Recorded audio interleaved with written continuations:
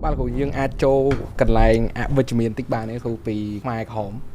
miền ấy bạn trong dương dây chia còn là head này bảo vật sao bao nhiêu mình to coi bạn ấy đang bị vỡ sát nhung cất ha nít tự phép to mong nhung ban đang vì chị ta nhóm còn nơi bên này phè nơi tim chảy tay là khú nhung ban lư là khú nơi cái lạnh sền phải về này chẳng muối nơi tim chảy muối nơi phải mà chỉ hiên cái này thấy tật phép khó khăn đôi khi nhưng bạn đạp có đấy ta lấy sự khâm tha được khổ ai chạy lại bị tật phép mà cho hỏi đăng tha bộ vật sạc phải dưỡng cho cắt cái khác hay chỉ đồn gì ta dưỡng muốn cho cắt cái khác để bị bá hay đập bè lỡ dụ vậy lỡ ban tha pot sang kia mày chẳng dưỡng đo ven tu này tí chỉ nè bị bọt mình chẳng thì với chỉ miền tây hái xong tu này chôn đó xong mà chia sấy nhưng su trong đăng là khổบ้านละกูเพิ่งขมายกระหอมพี่สาวเล็กให้ขมายรูชตา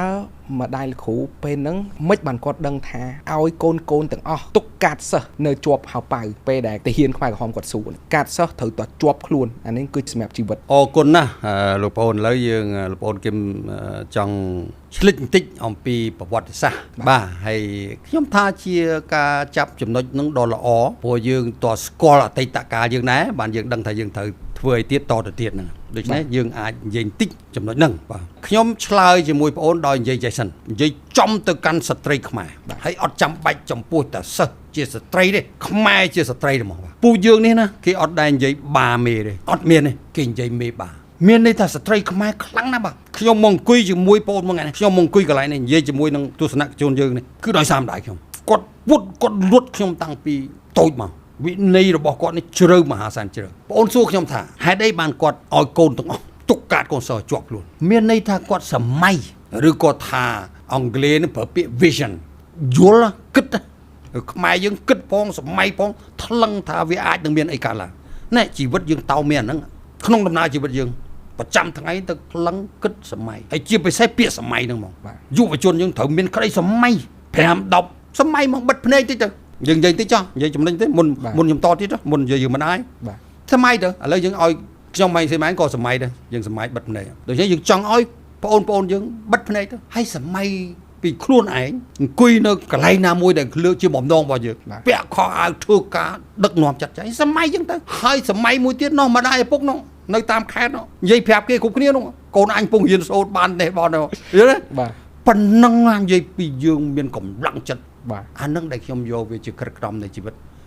ขยมมอยัยมวยปอนซิมไอ้ขยมเคยปอนซิมจ่าวิดีโอหนึ่งหัวย้อยเคยจ่าหัวท้ายว่าโดยใช้แบบติ๊กนั่งช่วยเยอะเหมือนยังขยมเติมยัยวิไอ้ค่ะกำลังไอ้คลากูโยมโอ้เดี๋ยวมันยังนะน่ะแม่เนี่ยแวะไม่มันเลยยังเขามาอารมณ์เรามาสมาร์ทได้นั่งกลมโดยท่าได้ลูกแปะกระดาเนี่ยแปะกระดาอ๋อเด้อโอ้รู้ระเบิดมั้งวะว่าตลอดมาได้ชมเรื่องการนี่อ้ายนี่ยัยโดยใครกอดเคยอยู่เรื่องได้เหมือนตอนเกิดกอดเคยอยู่เรื่องได้วิอ้ายหนึ่งเกิดนั่งเอ้ยได้เจียกับนักคลั่งบ่กอดเจียสตรีได้ดึกนอมโกนผมเปิลเนี่ยทะรู้มาได้ชมไม่บ้าดูชเนี่ยผมเปิลเนี่ยเนื้อเลือดมากกว่าโดยเฉพาะก็ดังถ่าเปลโดกาดดังตื่นวิอาจสรองชีวิตเปลน้องสรองแมนยุบล้างเปลยังใบพนมปิงใบชนะมาปอนประมวลร้อยจัดสปรามเกี่ยวยังเจงปีตีกรองพนมปิงใบเลียนเนี่ยนะมนุษย์เมียนใบเลียนเนี่ยจะนอนน้องขยมตรดาวปีกรอยเปรุสีโมกัวสเปียนกบาขนอมาไงดาวบานนะปะนังมารอทำนังโอ้ยเตอกิ้งเฮ้ยเหมือนกิ้งมาตัวเด็กหนึ่งห่างสังปีดามชมูเตลาห่างสังหนึ่งโกสเปียนบาขนอนั่งหมบจ้วงมองผมเปิดจ้วงจับโอ้โยตัวบังตำเละปีเลสเปียนบังตามมอเตอร์เลยลื้อตั้งกับเรื่องปีน้องยืงแปบท่ามาได้ชมจะแปบเพื่อทำมาด้วยคอนเสิร์ตไอ้ชมคอนเสิร์ตแมนในอากาศปิดนี่ยี่ตรองนั่งเวียเมียนอัตโปนะเนี่ยสดับคือเนี่ยเคตกอปัสดับบานมันดูเยอะไปกลางนะโลจิกบ้าให้เรื่องใบเนี่ยมันติดนะใบบุญนะเนาะบงปอนเนาะสะจมทวงเนาะรู้ชีวิตโดยเฉพาะปอนชัวถ้ากวดอย่างไม่กวดขึ้นหรือปอนกวดสมัยให้กวดมันสมาร์ทได้เรื่องปังหมอ ហ្នឹងឯងជំរឿននៃជីវិតគឺការលំបាកនៃជីវិតឆ្លងកាត់ហ្នឹងគឺជំរឿននៃជីវិតហ្នឹងអាលំបាកហ្នឹងជាជំរឿននៃជីវិតធ្វើយ៉ាងម៉េចដោះយ៉ាងម៉េចរៀបយ៉ាងម៉េចបាទតែនេះលំបាកដូចជាខ្លាំងពេកលោកអានេះប្រវត្តិរបស់យើងវាអញ្ចឹងបាទជាកលតិស័កមួយទេមកផ្លេតនោះទេណាបាទមកបរិបត្តិនោះទេបាទតែអានេះប៉ុន្តែតែប្រទេសយើងណាមានកន្លែងសុកកែបឆ្លងកាត់ប្រហែលគ្នាដែរបាទដល់បរិវត្តចិនឯងក៏មិនធម្មតាណាទៅហ៊ានមកសួរភ្ជុងហើយសួរហ្មងថាយើងជាណាគេលោកនិយាយថាយើងទាហានហ្មងគេនិយាយថាយើងទាហានលន់នល់និយាយចឹងហ្មងបាទគឺថាអត់ឲ្យមានការតវ៉ាហ្មងបាទហើយលោកគ្រូបានហុចមានការសិស្សទៅបានគាត់ឲ្យបន្តទៅទៀតបាទហើយកាតមួយហ្នឹងគឺប្រាប់ដោយម្ដាយលោកគ្រូម្ដាយហើយសង្គ្រោះជីវិតទាំងអស់គ្នាបាទទាំងអស់គ្នាបាទលោកគ្រូមួយទៀតគឺខ្ញុំចង់សួរថាលោកគ្រូបានចាំពីទស្សនវិជ្ជាអីទេដែលលោកគ្រូបានរត់ចេញពីអ្នកម្ដាយកណ្ដាលវាលស្រែទាំងយប់រត់ទៅភ្នំពេញវិញលោកគ្រូមានចាំម្ដាយខ្ញុំគាត់ដុតភ្លើងយើងអត់មានចង្គៀងទេយើងដុតតែភ្លើងប្រេងកាទេបាទ2-3យប់ឲ្យខ្ញុំចេះឆ្ងល់មិនបានគាត់នៅយប់ហ៎ដុតភ្លើងយប់ហ៎តាមពិតដុតភ្លើងរាប់លុយពួកខ្ញុំរកស៊ីលក់ចាប់រួយបាទគេហៅខ្ញុំថាចិនខ្មៅទេបាទខ្ញុំចេះលក់ចាប់រួយដឹកអីវ៉ាន់មកតាំងពីទួយមកបាទខ្ញុំចេះឆ្ងល់2-3យប់ហ៎ប៉ុន្តែតាមពិតគាត់រាប់លុយបណ្ដាគាត់គិតពីយុទ្ធសាស្ត្រត្រូវតែចេញពីទឹកដីនេះភូមិកំណើតខ្មែរក្រហមមិនមែនមានត្រឹមតែអាវខ្មៅខោខ្មៅទេបេះដូងក៏ខ្មៅដែរបាទព្រោះក្នុងន័យចំពោះគាត់ចង់និយាយហ្នឹងគឺថាអត់មានសាលាឲ្យកូនគាត់រៀនអានឹងគាត់ថាខ្មៅល្ងិតដែរដូច្នេះត្រូវតែនាំកូនរត់ដើម្បីរៀនតែប៉ុណ្ណឹងដូច្នេះហើយយប់មួយនោះគាត់មកមិនដែលមកសួរទេប៉ុន្តែមកសួរមកប្រាប់ថាចេញយប់ហ្នឹងហ្មងហ្នឹងអាហ្នឹងយើងថាម៉េចអាហ្នឹងច្បាស់ហ្មងអង់គ្លេសថា decisive មកភូមិគាត់មិនប្រាប់ណាទាំងអស់ហើយមកភូមិខ្ញុំហ្នឹងក៏គ្មានអ្នកណារត់ដែរក្រៅពីម្ដាយសម្បើមកលោកប្អូននៅរាល់ថ្ងៃហ្នឹងស្រុកស៊ីថោកណ្ដាលភូមិព្រៃដើមថ្នឹងឃុំព្រៃដើមថ្នឹងស្រុកខ្ញុំនៅស្រុកថ្ងៃហ្នឹងភូមិហ្នឹងឃុំហ្នឹងទៅសួរមានតែពូជខ្ញុំហ្នឹងរត់ហើយគាត់មិនរត់ម្ដងរត់2ដងយកខ្ញុំទៅភ្នំពេញហើយដើរកាត់វាលស្រែចេញតាមក្រោយផ្ទះហ្នឹងឡើងមកខាងអរិយណែពនីគេហៅពីនីណាដើម្បីមកភ័យវែងនេះជីឡានមកភ័យវែងនេះហើយមកភ្នំពេញទៅដល់ភ្នំពេញដាក់ខ្ញុំចោលគាត់មកយកមកវងទាំងបងស្រីគាត់ទាំង6នាក់ទៀតបងប្អូនខ្ញុំបង្កើតណាទៅម្ដងទៀតដល់ភ្នំពេញទៀតបានជួបគ្នានោះដូច្នេះអាជីវិតនៅក្នុងវាផិតផាយសឹងតែបែកគ្នាហើយស្មាតទោសសំនួរមួយចុះបើខ្ញុំហើយគាត់មកតាមផ្លូវចប់ទៅ6នាក់នោះមិនទៅជាអនាថាហើយប៉ុន្តែគាត់ខ្លីទេជីវិតមួយជំហានម្ដងអ្វីដែលត្រូវធ្វើចាំបាច់ត្រូវតែធ្វើអត់មានជំរឹះក្រៅពីហ្នឹងឯងលោកគ្រូបាននិយាយនៅក្នុងទស្សនវិជ្ជានៅក្នុងសភៅលោកគ្រូហ្នឹងគឺលោកគ្រូឃើញផ្នែកទាហានហ្នឹងទាហានខ្មែរអូគេឆោឡោពេញហ្នឹងគឺក្រហមលោកគ្រូបាទហើយសរសេរទាំងអស់នៅក្នុងហ្នឹងបាទរៀបរាប់ហ្នឹងហេតុអីបានរៀបរាប់ទាំងអស់ហ្នឹងឲ្យអ្នកអានលោកពិចារណាស្រង់ជាគំនិតស្រង់ជាកតេដើម្បីដឹកនាំជីវិតសភៅហ្នឹងគឺបំណងប៉ុណ្ណឹងបាទបំណងប៉ុណ្ណឹងបាទរៀបរាប់កត់ត្រាហើយនឹងជាកតេជាពិសេសចំពោះយុវជនយើងហ្នឹងបាទខ្ញុំចង់ដឹងពីរឿងហ្នឹងមួយទៀតខ្ញុំភ្លេចមិញសងគុណជាតិមាតុភូមិខ្ញុំជំពាក់គុណជាតិនេះសម្បើមបាទលោកប្អូនទោះបីយើងឆ្លងកាត់យ៉ាងម៉េចក៏ដោយនៅលើទឹកដីមាតុភូមិអង្គរនេះជាតិអត់ជំពាក់អីយើងទេមាតុភូមិនេះគ្មានជំពាក់អ្នកណាម្នាក់ទេប៉ុន្តែយើងម្នាក់ជាខ្មែរជំពាក់ជាតិមាតុភូមិនេះ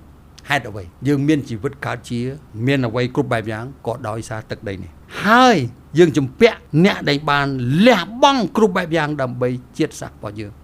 រាប់ពាន់ឆ្នាំកន្លងមកនេះជាការគិតរបស់ខ្ញុំដូច្នេះសៀវភៅនេះខ្ញុំសរសេរដើម្បីសងគុណជាតិមាតុភូមិកត់ត្រារឿងរ៉ាវខ្លះកើតក្នុងជីវិតខ្ញុំហើយដើម្បីយុវជនខ្មែរបាទពេលខ្ញុំអានខ្ញុំបានគិតខ្លួនឯងដែរថាអរគុណលោកគ្រូដែលបានសរសេរអញ្ចឹងដែលបានចែករំលែកពីប្រវត្តិសាស្ត្រដែលទស្សនវិជ្ជាថាពីកៅភ្នែកលោកគ្រូចោះតែបានឲ្យខ្ញុំដឹងដែរខ្ញុំសួរថានេះពិតឬមិនពិតខ្ញុំអត់ដឹងទេតែលោកគ្រូបានថាពេលលោកគ្រូរត់ពីអ្នកម្ដាយហ្នឹងពេលរត់នៅតាមផ្លូវលោកគ្រូបានឃើញដើមអាស័យទាហានខ្មែរក្រហមហ្នឹងបានធ្វើឃាតមនុស្សហើយយកកទៅដាក់លើដើមអាស័យហ្នឹងនេះគឺជារឿងពិតមួយដ៏សាហាវហ្មងក្នុងនាមជាអ្នកនិពន្ធសៀវភៅលើកទី1ខ្ញុំមិនមែនជាអ្នកសរសេរទេប៉ុន្តែលើកទី1អញ្ចឹងតែយើងសរសេរទៅវាខ្លាយជាអ្នកនិពន្ធហ្នឹងលើកទី1របស់ខ្ញុំ ខ្ញុំបានគិតដែររឿងខ្លះគួរខ្ញុំសរសេរទេរឿងខ្ញុំមិនគួរសរសេរឧទាហរណ៍អញ្ចឹងណានេះខ្ញុំរៀបរាប់តិចជាទីបំផុតតិចតួចជាទីបំផុតបើភាគរយហ្នឹងប្រហែលជា 0% នៅមានរឿងច្រើនពេលដែលគេយកមនុស្សទៅសម្លាប់បងសួរលោកជីតាបងនៅបន្ទាយមានជ័យជីតាបងសួរគាត់ទស្សនវិជ្ជាច្រើនទូទាំងប្រទេសរួមទាំងទួលស្លែងរួមទាំងជើងឯកនៅជិតយើងនេះបាទហើយខ្ញុំនៅហ្នឹងខ្ញុំឃើញថ្ងៃក៏ឃើញល្ងាចក៏ឃើញខ្ញុំមានខ្ទមនៅមាត់ស្ទឹងគេហៅថាវត្តឯកភ្នំនៅរាល់ថ្ងៃហ្នឹងនៅបាត់ដំបងបាទមានកូនប្រាសាទមួយនៅលើហ្នឹងវត្តហ្នឹងជាទីលានសម្លាប់ហើយគេចងមនុស្សមានអាចចងទៅក្រោយក៏មានចងដៃហើយជើងដាក់អាស័យលើកសែងដូចជ្រូកក៏មានគេយកពីវត្តហ្នឹងមកមុខហ្នឹងគេហៅការក្រូចហ្នឹងមានស្ទឹងមួយនៅហ្នឹងស្ទឹង5ឯកហ្នឹងគេសម្លាប់ទាំងថ្ងៃទស្សនវិជ្ជាច្រើនខ្ញុំមិនត្រូវនិយាយតាមនេះខ្ញុំយល់ថានៅមិនប៉ុន្តែខ្ញុំរៀបរាប់មួយពេលហ្នឹងខ្ញុំធ្វើដំណើរជិតដល់ខេត្តព្រៃវែងហើយពីព្រៃដំណឹងមកពីស្រុកស៊ីធកដាមកហើយខ្ញុំនៅក្មេងអាយុជាង10ឆ្នាំឯងពេលហ្នឹងបាទត្រូវបាទហើយខ្ញុំឃើញនៅកន្លែងពេលស្រុកសង្គ្រាមគេច្រើនធ្វើបារះបាទបារះប៉ោះហ្នឹងបាទនេះទឹកដីខាងនោះនេះទឹកដីខាងនេះលាក់អញ្ចឹងទៅបាទខ្ញុំឃើញអាស័យហ្នឹងដោតហើយក្បាលមនុស្សបងមើលឯកសារចាស់ប្រហែលជាអាចនឹងឃើញផងពេលបងមើលឯកសារចាស់ណាបាទពេលនោះសួរថាស្អីនៅក្នុងនេះខ្ញុំមានពាក្យតែមួយម៉ាត់គាត់គិតទៅជីវិតមនុស្សហើយនឹងសត្វលោកនេះខុសខើមានប៉ុណ្ណឹងដុតខ្ញុំនៅក្មេងខ្ញុំស្លុតដែរស្លុតមិនស្លុតដែរស្លុតឃើញអញ្ចឹងស្លុតហើយនៅកន្លែងបារាំងហ្មងគេដាក់កន្លែងបារាំងហ្នឹងដឹងគេចង់បង្ហាញស្អីទេខ្ញុំក៏មិនយល់ដែរពេលហ្នឹងណាជាខាតបងមិនមែនសម្រាប់តែបុគ្គលយើងជាមនុស្សខ្មែរទេខាតបងដល់សង្គមជាតិដែលយើងលើកពីមុនមិញតែយើងចង់ឲ្យឃើញកូនខ្មែរមានមុខមានមាត់មានសមត្ថភាពមានលទ្ធភាពដូចគេជាពិសេសនៅក្នុងតំបន់ក៏ដូចជាពិភពលោកមិនអញ្ចឹងណាដើម្បីដឹកនាំជីវិតនៃប្រទេសនេះតទៅទៀតឲ្យគុំកងរុងរឿងកុំឲ្យខ្មាស់ដូនតាហើយស័កសមជាអ្នកតចំនួនមិនអញ្ចឹងណាដូច្នេះខ្ញុំឆ្លើយចំពោះលោកប្អូនគេប៉ុណ្ណឹងពាក់ព័ន្ធនឹងរឿងបាទហើយឥឡូវក៏យើងមានឱកាសហើយអត់មានសង្គ្រាមមានសន្តិភាពយើងអាចទៅមុខបានហើយបាទត្រូវតែទៅមុខបានហើយត្រូវតែទៅមុខបានហើយបាទ